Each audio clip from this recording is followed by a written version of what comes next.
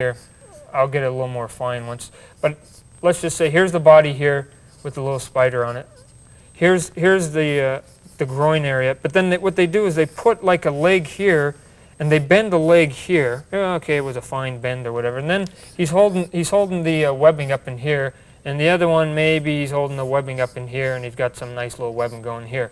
Now, the one thing I try to tell people is that we're drawn on 2 dimensions, and we've got to give the illusion of 3 dimensions. And I think that a lot of kids, the artists that they like the best, they probably don't even really know why they like them other than they draw cool capes and stuff. But one of the things is the good artists can usually take a figure like this and run the camera all around it and move it all over. The reason I don't like this, and it's good for the beginner who's trying to learn and put all the anatomy, is this is Spider-Man swinging over the city. I can get a sandwich board, 2 big pieces of plywood, and I can put one in front of him and one in back of him, and it wouldn't bug him. You know what I mean? I could put a big rubber band and he could still swing because there's no foreshortening, there's nothing else there. So one of the things that I like to get the kids to think about is to give as many planes as possible, since this is only 2-dimensional right here. We've got to make it 3-dimensional. So one of the things that I try to get the kids to think about is if you're going to have somebody slugging somebody or swinging or whatever, but the first thing we'll do, let's say if I was going to draw back, here would be the collarbone, the top of the collarbone. This would be the back up in here, like this. Now, because let's say the Spidey emblem was here or whatever, we want to make the head off center, because if it's on center, when everything looks polite, then the picture looks way too polite. So if we can get a guy's head off the center of his body right up in here, then we've given the illusion now that his head is in front of this shoulder up in here. Now, if we're going to throw a foot, let's say we're going to throw a foot up in here, we'll put one. Let's say we'll make a foot right here, and since we got to have the foot here, well, the only way we can get it back to his butt back here is if we bring it back up in here, and then his leg is going to go back down in here. We'd make his arm, let's say, come here, and as a matter of fact, let's even cut it in front of his face, and then kink his wrist here, and then kink all the fingers even. I mean, the fingers are like 3 or 4 planes in and of themselves. So in other words, they don't teach kinking in school at the moment. I know they don't, but the point that I'm trying to get at with kids, okay, then we'd have, let's say, a leg foreshortened back here, and here would be his foot, and then we'd have, let's say, the other arm holding some webbing back in here. Now the point I'm trying to make, and I know this is rough for the kids, I can clean up a little bit later, is that if I put a hand in front of a face, I've given the illusion that there's this plane, there's depth. There's depth in that his face is back here. Now, one arm's going this way, one arm's going this way. I've given 2 planes. Kink the wrist. I've given 3, and I can get another 3 on the fingers and another 3 on this finger. I can give you 15 planes if I want to turn it a 45-degree angle right here. If I put the head off center and I put an arm back in here, I've got to hide part of the arm. So by shoving a hand directly at the camera that's real big and one back, or twisting the body, you've now given the illusion that this guy's warping all over the place. It becomes a tough thing, and part of it is I get paid to draw 10 hours a day, so I mean, you get better and better and better. If you look at some of my early stuff, I wasn't able to do that. But one of the gimmicks that I try to tell kids is to literally just take two pieces of lines, or 2 drawings of lines, whatever. Okay, we'll go one here and we'll go one here, and squeeze a body in there, because if you can squeeze a body in there, then you can probably twist them at any way. So now I've got 2 lines here. I mean, even now I'm going to maybe put myself in a bad spot. But what I'll do here is we'll make this his kneecap right in here. You'll need a lot of kinking for this one. Oh, yeah, lots of kinking and lots of foreshortening. So then I can come down in here. I'll have his foot up in here. This other foot can come, this would be here. I'll maybe make his other foot hidden back in here. I'll have his body twisted over this way, with one of his arms coming up over here, and then I draw his head up and over here. Here's a big eyeball, cool.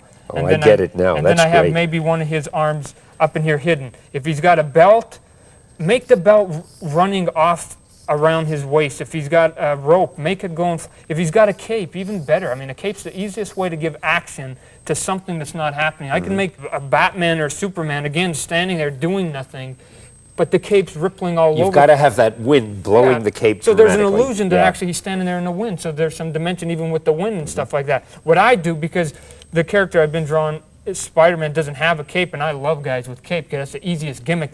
As a matter of fact, you don't even have to know anatomy, because what you do is you kind of put the cape over the leg. That's why Batman's easy to draw, because you just cover the body through a couple Anything hands. you're not good at drawing, you Oh, cover you with hide, the cape. you hide it. Oh, yeah. Except from the very beginning. But because he doesn't have a cape, what all I can do is do, let's say, a spider web. So if I'm going to do a spider web, I'm not just going to have this nice, pretty spider web. I'm going to have the spider web come here, hidden behind a leg, twisted upon itself, just like a rope, coming back up in here, and then maybe even wrapping back up and around him up in here. So now, even the illusion I've given of depth with the spider web helps to all the different ways that I've twisted and I've contorted the body.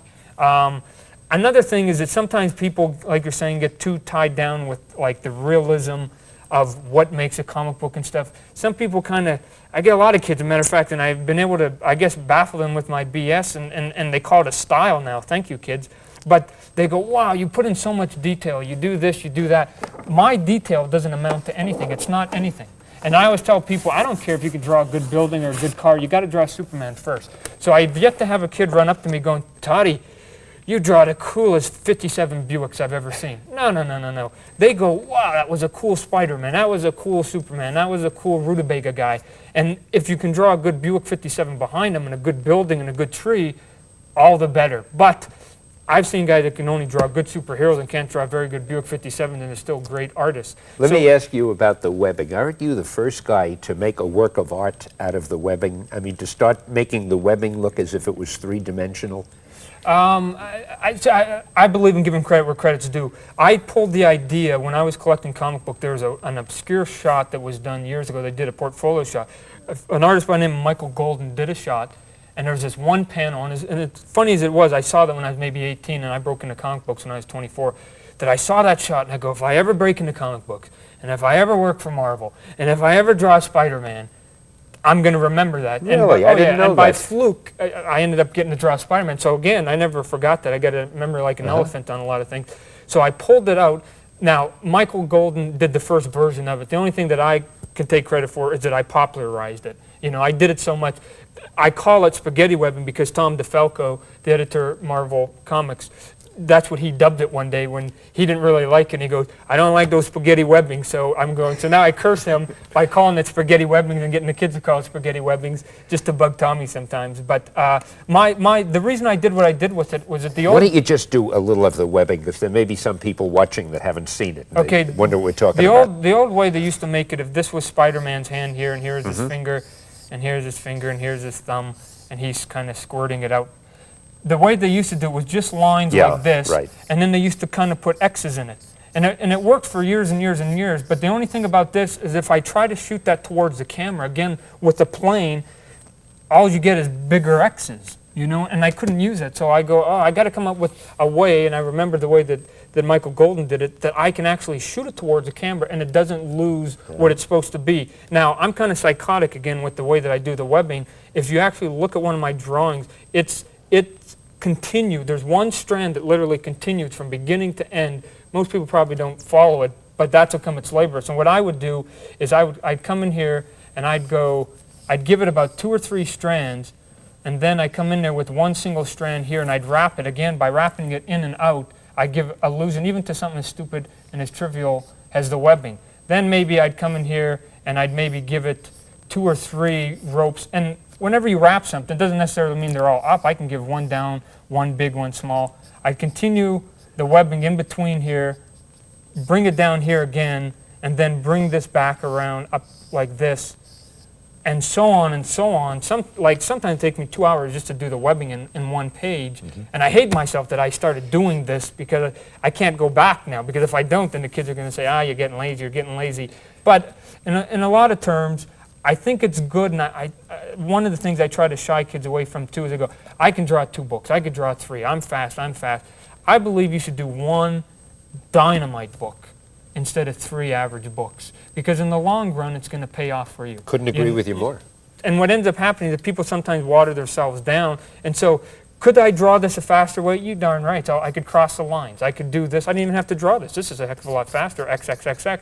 But I figured if I did something that's a little bit different, again, my career was budding. I had to let people notice me so that I get another job, is if I labor over this today, down the line, I think it will pay dividends down the line. A lot of people seem to be short-sighted on a lot of things So How does it feel to know that someday in the future they'll talk of you as the man who popularized three-dimensional perspective webbing? I mean, boy, that's a distinctive trait. Nobody else will have anything like that. well, I guess the one thing that would be nice about it is I wanted to do a body of work on Spider-Man, and I felt that that Steve Ditko, who we were talking about earlier, and John Romita both were on the books long enough that they did a body of work, that it would be nice, if nothing else, that 25 years from now, when they throw out 2 or 3 or 4 or 5 names on Spider-Man, on the artistic side of it, that maybe my name might also be in there, because I added something to that character. You know what I mean? Well, you that certainly something that maybe something will be there that somebody can come along. On the downside, I hate to say it, Stan, on the downside is, because it becomes so popular, a lot of the people following now in the Spider-Man steps were they wanted me to draw like John Romita, and I said no, again, out of respect. If I was younger, I probably would have done it. But again, I was at that cocky stage going, no, I want to do it my way or the highway. The kids are now starting to come in there and starting to draw it their own way, and I'd like to caution kids, just because Todd did something popular or whoever else, do it your own way, because you might do something that might be 10 times more popular that nobody's thought of yet. And if you just keep emulating what's been down, you're never going to come up with that one that we go, oh, why didn't I think of that first? I think that's probably the most important thing that we've been saying and you've been repeating during this particular show, and that is to do it their own way, whatever they do. Do it the best they can in their own style, because when you copy someone else, the best that you can be is a good copy. Now, I'll go over a couple of the techniques that some of the kids can get out of some of their drawings. We've got a few pages here that I can show. Excuse me, I just thought, can you imagine someone saying, yeah, so this is this guy Todd McFarlane, that great artist, this is what he draws, and wondering. Those are those Pictionary drawings, you know what I mean? You got to be in and out of there in 10 seconds. One of the things that I want to show to kids is, as long as you give a good establishing shot first, you can buffalo your way through any other page. So, in other words, if I'm going to have a guy flying through the air, here he is flying through the air, and he's looking really majestic, dun, dun, dun, dun, dun, dun, dun, dun, and he's flying here again in perspective, kids, let's not do it, and he's zipping 100 miles an hour, wang, wang, wang.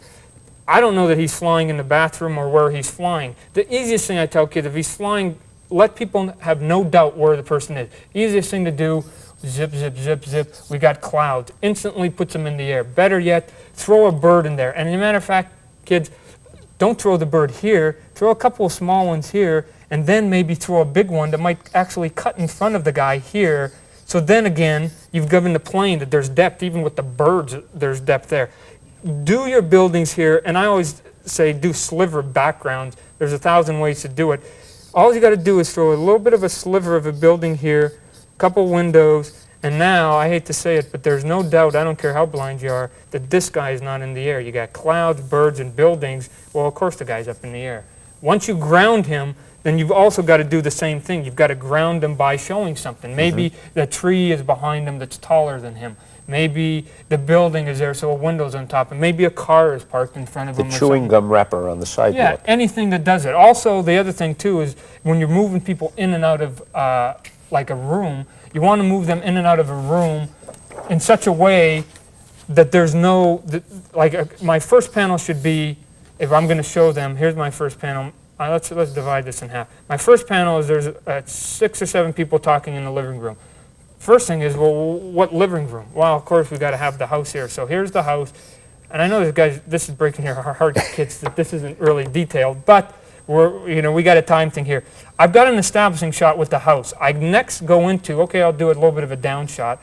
I'll do a down shot here of some of the furniture and some of the TV or whatever's there, and then I'll establish the people standing, maybe one standing here and a couple are sitting and whatever else. If somebody comes in or out of that room, you've got to show them. So, and you don't have to show them by literally the guy's turning the knob, walking in the door. If this person right here is pouring coffee, you can easily do